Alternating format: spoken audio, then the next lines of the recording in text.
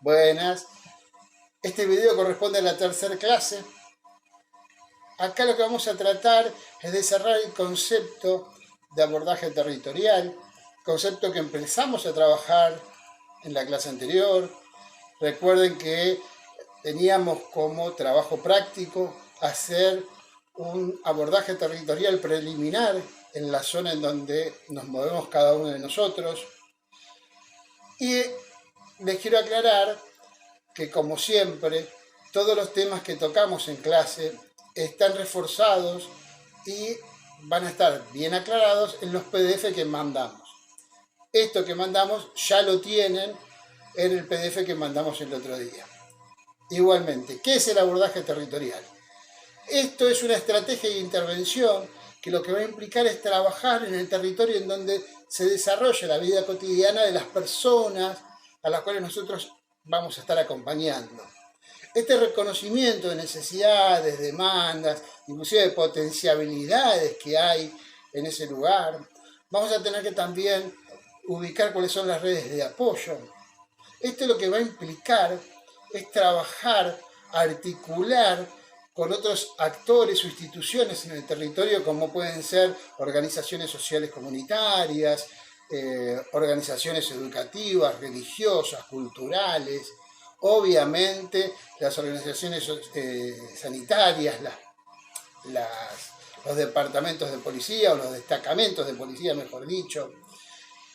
Todas estas herramientas o los medios que utiliza el operador socio-terapeuta son las que va a llevar a cabo precisamente en el abordaje territorial, y estos abordajes territoriales, según el objetivo o la modalidad o la duración que va a tener destinada a la población, pueden ser de distintos tipos, ¿sí? Estos diferentes tipos pueden ser: uno, el de prevención. ¿Cuáles son? Son todas aquellas que buscan prevenir el inicio o el aumento del consumo de sustancias o conductas adictivas, ¿sí? Recordemos que no solamente van a tener conductas adictivas quienes son consumidores de sustancias, también la persona que es adicta al juego, la que es ludópata, ahí también tenemos conductas adictivas, o quien es alcohólico. Entonces, estas acciones de prevención pueden estar dirigidas a la población. ¿De qué manera? Con dispositivos de prevención. Estos pueden ser carteles que pongamos en las salas de primeros auxilios, puede ser alguna charla que se dé a lo mejor en algún club, en algún polideportivo o en algún aula de algún centro educativo. Siempre tiene que ser campaña de sensibilización. Son talleres, se pueden decir que son talleres educativos. Aconsejo siempre que esto sea en espacios recreativos o culturales, en donde uno pueda desarrollar una charla, un intercambio, un diálogo con las personas que asistan. Así uno inclusive puede hacer un relevamiento de cómo está la situación también en el lugar. El otro tipo de abordaje territorial es de asistencia. Acá lo que se busca es brindar una atención y un tratamiento a estas personas que sufren algún tipo de adicción. Vuelvo a decir que puede ser de drogas, de alcohol, de juego, ¿sí? Y estos dispositivos normalmente son ambulatorios, no tienen internación. Vieron que hablamos durante varios encuentros que está la posibilidad de que uno tenga consultorio externo, o que sea un lugar de día en donde la persona puede ir, desayunar, pasar el día, tener algún tipo de actividad de grupo y retirarse a dormir a la casa. Precisamente el tercer tipo de abordaje territorial es el de inclusión. Esto, ¿qué idea tiene? Tiene precisamente la persona, una vez que sale de una comunidad terapéutica que hizo un tratamiento con internación y demás, y ya acomodó su carácter, pudo forjar este carácter, intervenir sus conductas y poder poner en suspenso su consumo, ahí va a haber una reinserción tanto social como laboral. Ahí nosotros podemos hacer un trabajo en donde nos podemos poner en contacto con centros educativos, pueden ser fábricas, talleres, o ciudadanos del lugar, en donde puedan tener algún tipo de reinserción laboral, ¿sí? También se puede aplicar en esto de escuelas en donde puedan tener una reinserción en la continuidad de sus estudios. Esto es muy importante para que precisamente lo que tratamos de evitar es que quede el estigma y que la persona que ha tenido una conducta adictiva no quede sin poderse reinsertar. Tengamos en cuenta todos los prejuicios que hay en la sociedad hoy en día con el tema de las adicciones. Bueno, cerrado esto, no lo quiero estirar mucho porque ya lo estuvimos viendo la semana pasada. Vamos a hablar hoy de lo que son factores de riesgo y de protección. ¿Qué son estos factores de riesgo y de protección? Vamos a ver primero, y nos vamos a ubicar, que normalmente las conductas adictivas van a tener su momento de emerger, de ponerse de manifiesto, precisamente en la adolescencia. ¿Qué pasa en la adolescencia?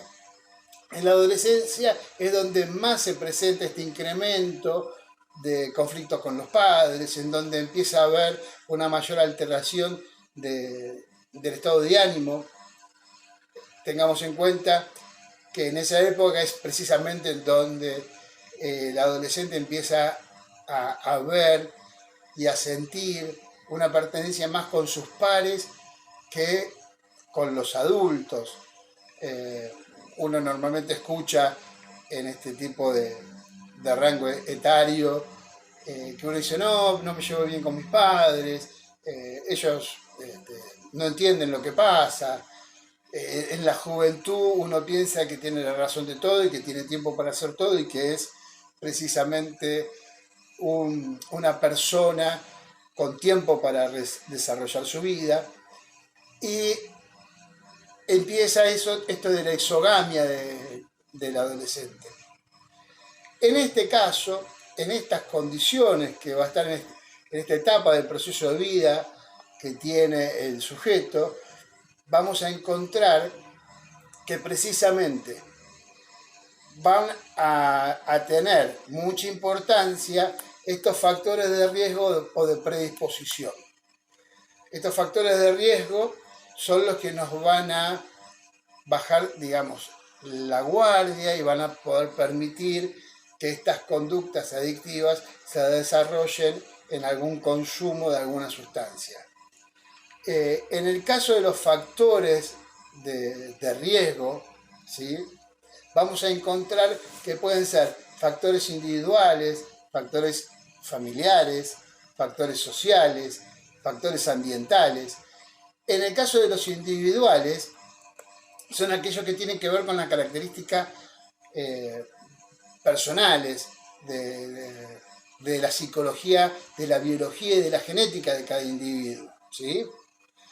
Después tenemos los familiares, que tienen que ver más con la calidad de las relaciones familiares, el estilo de vida, el clima afectivo y la presencia o ausencia de modelos de consumo dentro de la familia, ¿sí?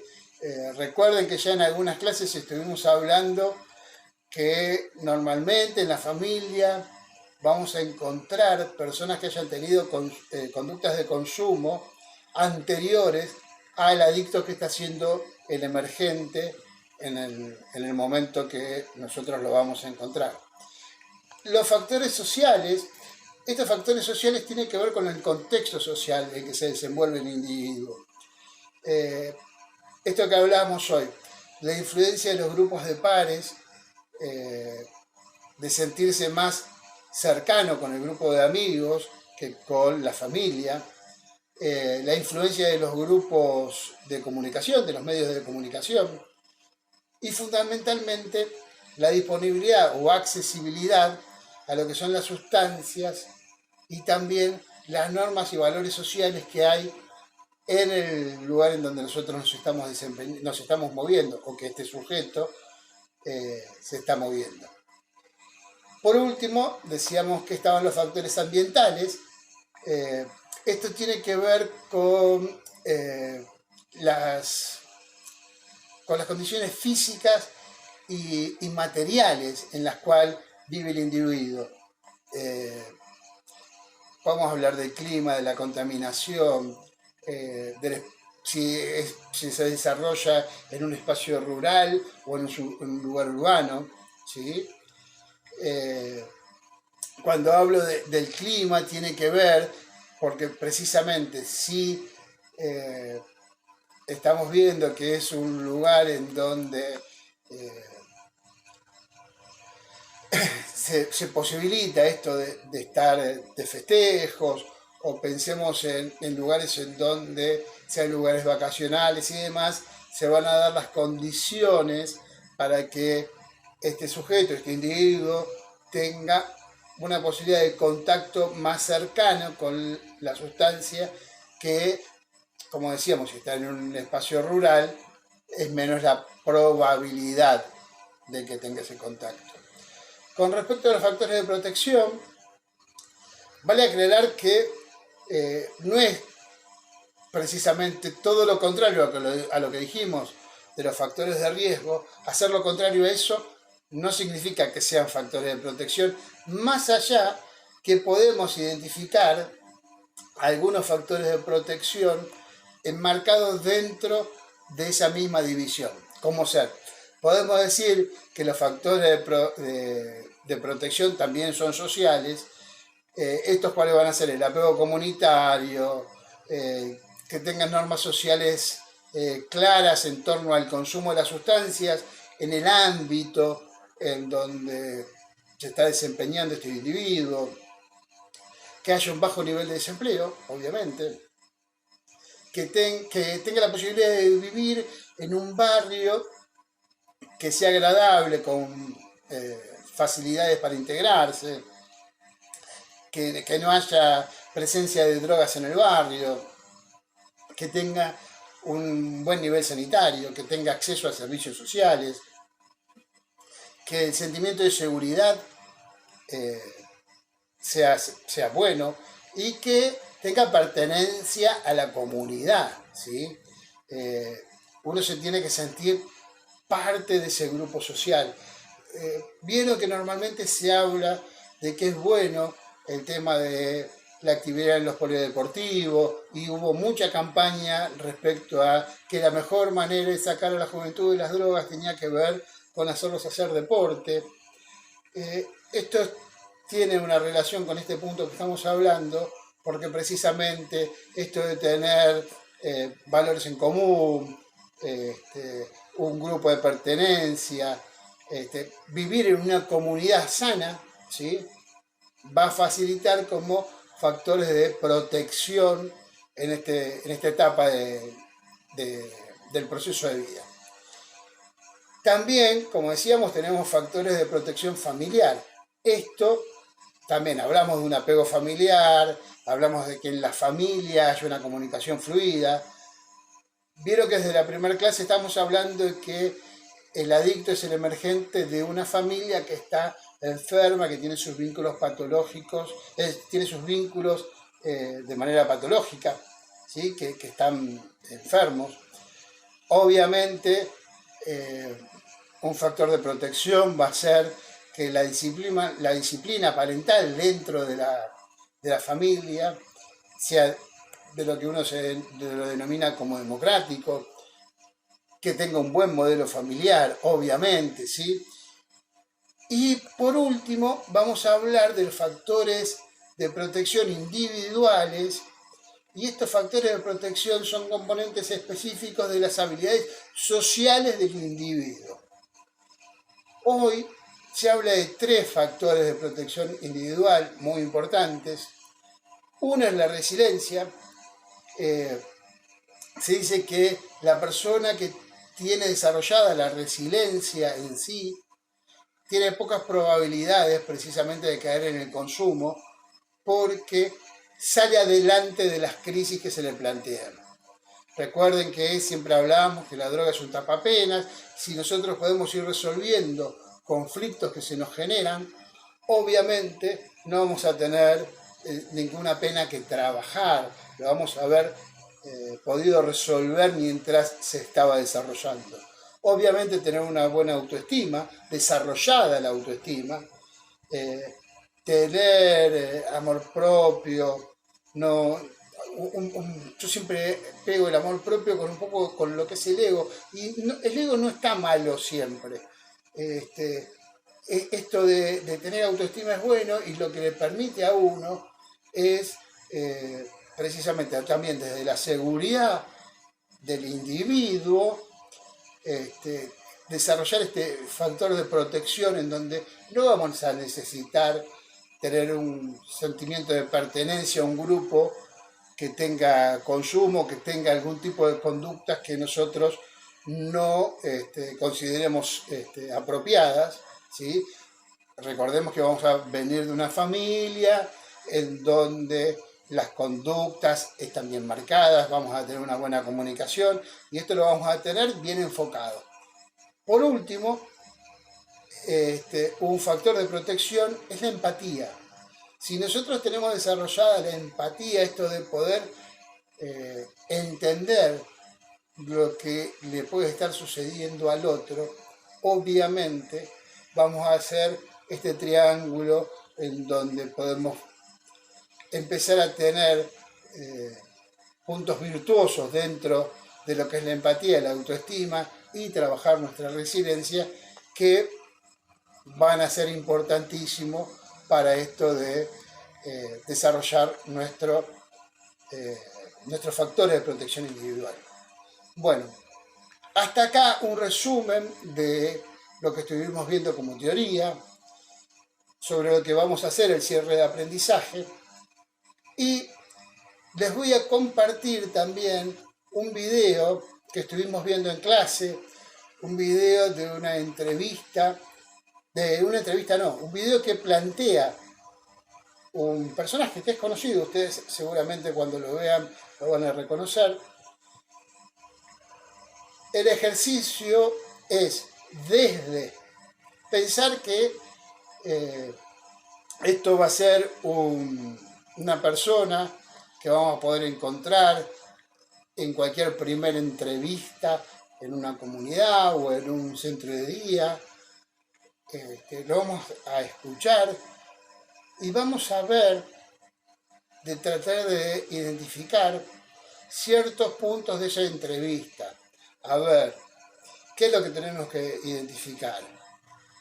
Si encontramos algún tipo de patología, si detectamos cuáles son las sustancias que consume, cuál es su geograma parental, o sea, cómo está conformado su grupo social, su grupo familiar, si llegamos a ver quién es el codependiente. Obviamente vamos a tratar de ver de qué manera podemos hacer algún compromiso con respecto a empezar un tratamiento, ¿sí? Un acuerdo entre paciente y terapeuta. También vamos a generar, o mejor dicho, vamos a ver si podemos generar, mediante mirar este video, en dónde podríamos pegar esto de tener conciencia de enfermedad, que el paciente tome conciencia de enfermedad, ¿sí? Por último, obviamente, si hay alguna patología de base, la vamos a tener que anotar, porque eso va a ser lo que después va a servir para hacer la derivación con el terapeuta adecuado, ya sea el psiquiatra o el psicólogo. Bueno, como siempre, saben que cualquier duda me la pueden hacer por medio de WhatsApp. El miércoles nos reunimos, como siempre. Espero tener los cierres de aprendizaje de todos. Y si tienen alguna duda, también podemos verla el miércoles en clase. Les mando un gran abrazo y nos seguimos viendo.